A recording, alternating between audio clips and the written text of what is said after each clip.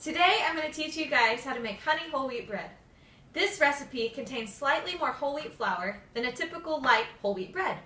Honey is added for sweetness, and the combination of milk and water give this bread a delicate tenderness.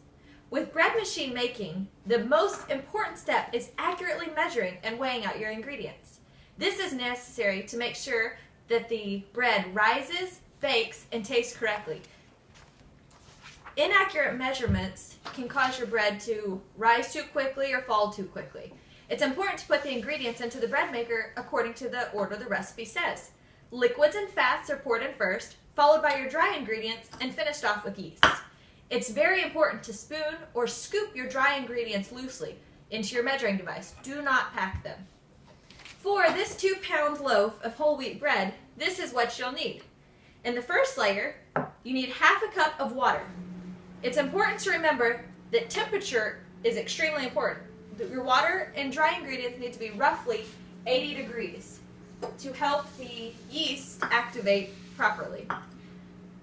Next, you need 2/3 cup of milk. Again, your milk needs to be roughly 80 degrees Fahrenheit. The milk enhances the flavor and increases the nutritional value of the bread. As I mentioned earlier, we're going to add 1/3 cup of honey. The honey adds a delicate sweetness to the wheat bread.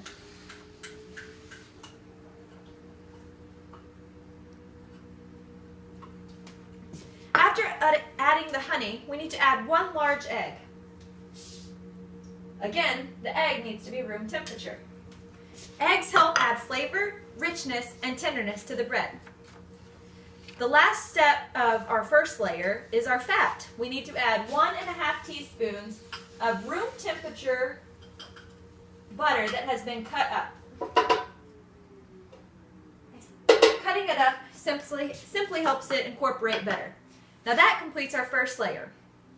Flour is the most important ingredient used for bread making. It provides food for the yeast and adds structure to the loaf. For the first step of our second layer, we need to add 2 2/3 cup of bread flour. Bread flour is also known as baker's flour. It's high in protein and is a white wheat flour.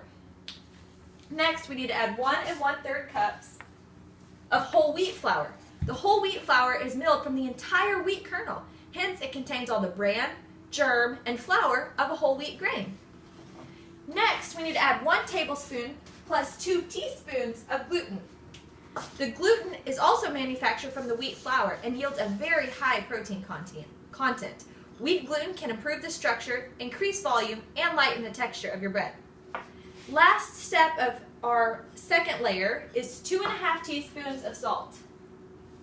Salt not only adds flavor, but it limits the growth of the yeast. Table salt, sea salt, or kosher salt may be used. And last, we need to add 1 tablespoon plus 1 teaspoon of bread machine yeast. Through a fermentation process, yeast produces the necessary carbon dioxide gas to make bread rise. Yeast feeds on the sugars, the sugar from the honey and the yeast and the flours to produce the gas. Once you've entered all your ingredients into the bread machine, you need to start it on your basic cycle. This all-purpose setting is for white breads, wheat breads, and whole grain breads that contain 50% or more of bread flour. Your machine, what to expect. Your machine will first preheat, and that will help the yeast perform optimally. Then it will go through its first kneading cycle. This will distribute the yeast and moisten the gluten in the flour.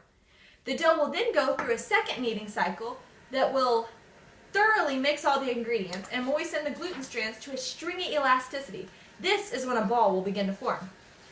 Next, you will go through a resting period.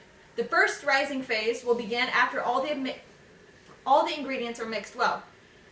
The second rising phase will begin, but they are separated by a punch-down phase. This is necessary to deflate and release the trapped carbon dioxide within the dough.